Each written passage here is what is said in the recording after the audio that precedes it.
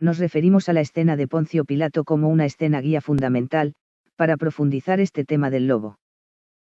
Jesús fue llevado y confiado ante Pilato, y Jesús es la vida, como la vida está confiada a cada hombre. Jesús es presentado a Pilato como un criminal.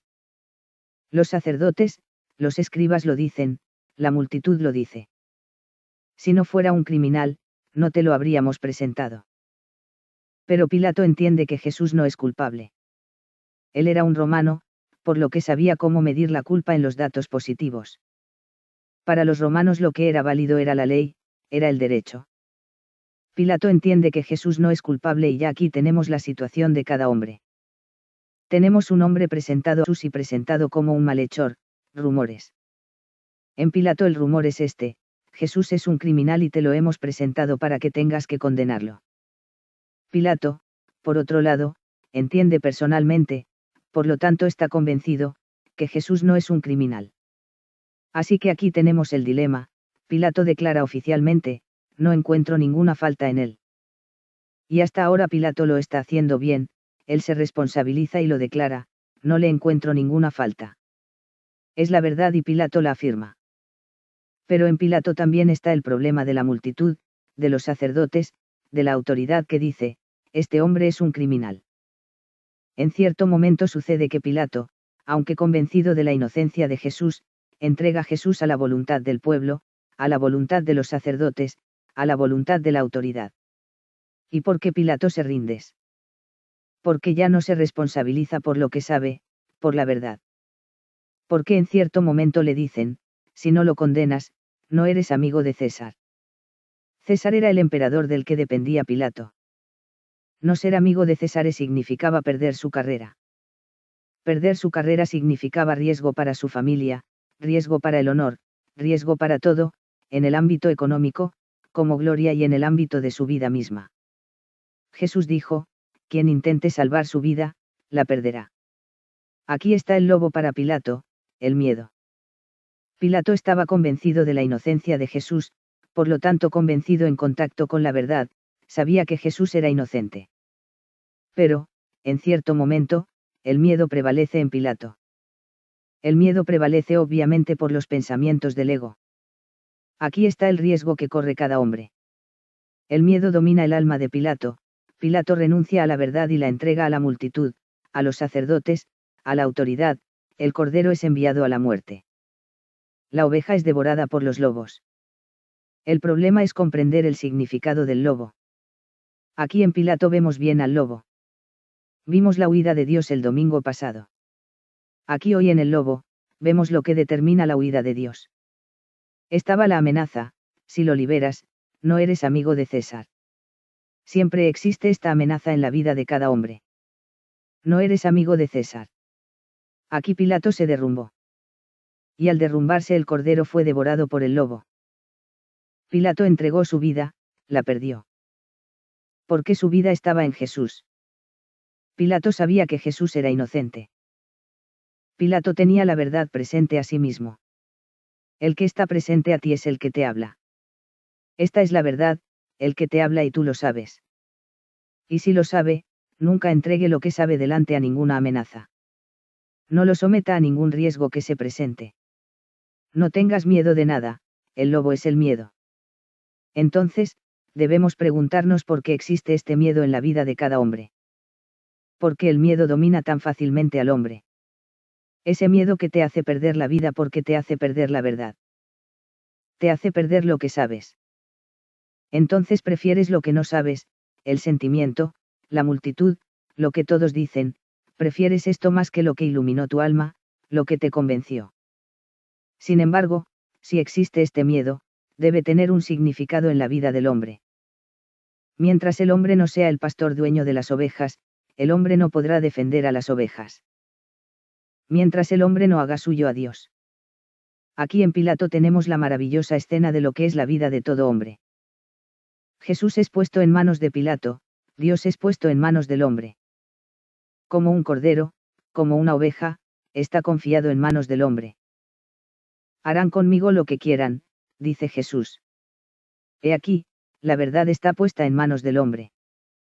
¿Qué quiere decir este Dios que se pone en manos del hombre? Este Dios que se ofrece al hombre para que el hombre lo considere suyo. Porque solo si el hombre considera a Dios como suyo, tiene la posibilidad de defenderlo, por lo tanto tiene la posibilidad de quedarse, a pesar del lobo, a pesar de las amenazas, a pesar de los miedos, tiene la posibilidad de quedarse. Mientras el hombre que sea un mercenario, y aquí Pilato fue un mercenario, el hombre necesariamente, el hombre no es libre, debe entregar la oveja al lobo, no puede apoyar la defensa. Dios se pone en manos del hombre, la verdad se encomienda a las manos del hombre. ¿Qué significa ponerse en manos del hombre? Dios está presente en nosotros, Dios está presente en cada hombre. ¿Y cómo es la presencia de Dios? Dios está presente en el hombre en la medida en que se ofrece a sí mismo para ser objeto del pensamiento del hombre. Dios está presente en cada hombre porque el hombre piensa. Dios está presente en el hombre como pensamiento. Pero que Dios está presente en el hombre no está necesariamente presente ante Dios. Y mientras el hombre no esté presente para Dios, como Dios está presente para el hombre pertenece al campo de los mercenarios, Dios no es propio del hombre. Dios se entregó a sí mismo en manos del hombre, se ofreció a sí mismo para ser el objeto del pensamiento del hombre, pero el hombre tiene otro objeto como su pensamiento. En cierto momento Pilato tuvo como objeto de pensamiento a otro que no fuera Dios. Dios estaba presente para él, Jesús estaba presente para él y Pilato, si reconoció la inocencia de Jesús, significa que tenía la verdad presente. Jesús era inocente, por lo que la verdad estaba presente ante Pilato. Pero Pilato no hizo de la verdad el objeto de su pensamiento. El objeto de su pensamiento fue César, su carrera, el riesgo, fue el pensamiento de sí mismo. Pilato era un mercenario. Una lección para cada uno de nosotros, para mostrarnos la facilidad con la que uno se convierte en mercenario. El problema de la amenaza, el riesgo, el miedo, ¿por qué? ¿Qué significa? El lobo, miedo, tiene una función muy importante en la vida de cada hombre. Como el riesgo en el que se encuentra cada hombre, tiene una función muy importante. La función es hacernos decidir, hacernos tomar la decisión fundamental, la verdadera y seria elección de nuestra vida. El lobo tiene la función de obligarnos a anteponer lo primero que hay que poner. Nos hace correr el riesgo de dejarnos dominar por el sentimiento más que por la verdad. En Pilato había dos términos muy específicos. 1.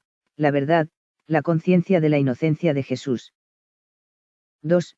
El sentimiento, lo que otros dicen, rumores. Esta es la situación de cada hombre.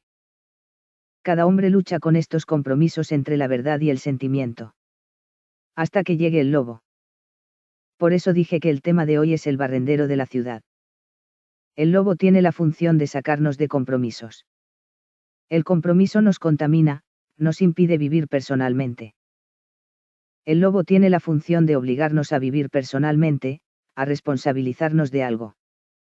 Solo desde el momento en que comenzamos a asumir la responsabilidad personal de algo, comenzamos a vivir como personas. Primero vives en el anonimato, luego siempre vives detrás de la pantalla de alguien o una autoridad o una institución y esto no es vivir.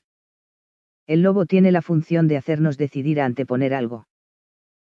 Ciertamente, nos hace correr el riesgo de anteponer otras cosas a las que sabemos que son ciertas.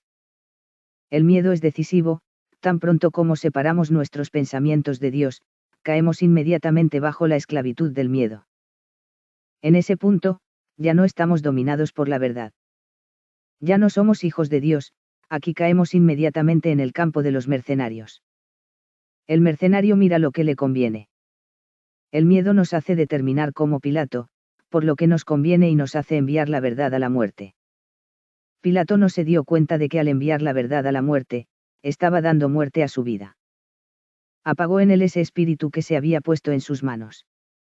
El verdadero problema hoy está por encima de esta barredora de ciudades. La lección de Dios siempre es buena para nosotros. La positividad de la lección del lobo no es tanto la de limpiar. Es para hacernos huir a las montañas. Es para hacernos huir a Dios. El tema real es la huida hacia Dios. El lobo es todo aquello que amenaza nuestra vida, que nos hace temblar de miedo, hacernos huir a Dios, hacernos refugiarnos en Dios. Hacer que nuestra alma diga, Con plena conciencia, cuento contigo, Señor. Mi vida es Dios. Piensa en qué aspecto totalmente diferente habría tenido la vida de Pilato si Pilato hubiera puesto el pie en el suelo y frente a todo lo que la multitud, la masa, la autoridad, decían los sacerdotes, hubiera defendido la verdad de la que estaba convencido. Porque estaba convencido de la inocencia de Jesús, pero luego no pudo sostenerla. Piense en lo diferente que habría sido la vida de Pilato si Pilato hubiera tenido el valor de asumir la defensa de esa verdad que se le había presentado. Aquí está la función del lobo. Lobo que la mayor parte del tiempo se viste de oveja, así lo dice Jesús. Como aquí para Pilato, el lobo se vistió con la túnica de César. El vestido de una amistad, ser amigo de César. ¿Cuántas veces el lobo se viste de oveja, bajo la mampara de la obediencia, la humildad, los deberes, una regla o una institución? ¿Y cuántas veces el lobo es nuestro mismo yo que se viste de obediencia, humildad, sumisión, virtud y mientras tanto no se da cuenta que, como Pilato entrega la oveja, el cordero, el Cristo, esta alma que desea la verdad, que desea conocimiento de Dios sobre todo? Porque nuestra alma fue hecha para conocer a Dios. Nuestro ego vende este conocimiento de Dios para no ofender a nadie, quizás, para no asumir la responsabilidad de experimentar personalmente esa luz que se pone en las manos de cada uno de nosotros.